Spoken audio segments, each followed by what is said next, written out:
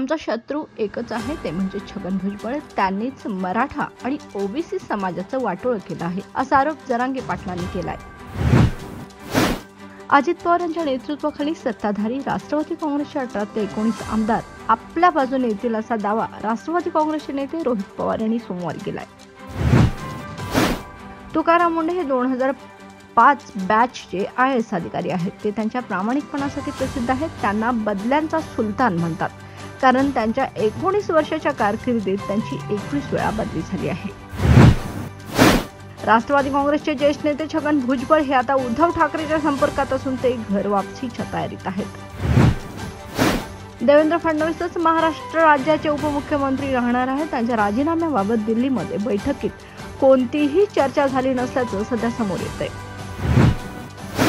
आमच्या अन्नात माती कालवणारा तू आणि आम्हाला भाऊ म्हणतो, अशी जहरी टीका ओबीसीचे नेते उपोषणकर्ते लक्ष्मण हाके यांनी केली.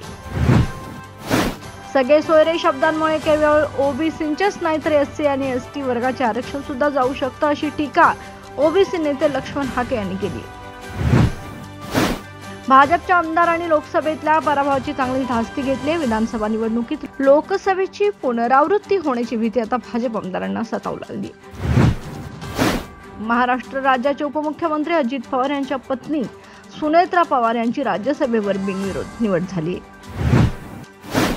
वसई शहरातील आरती यादव हत्या प्रकरणाने महाराष्ट्र हादरलाय. आरोपी रोहित यादवने आरतीची एवढी निर्गुण हत्या का केली, असा प्रश्न निर्माण झालाय. पोलिसांनी ही घटना गांभीर्याने घेतली.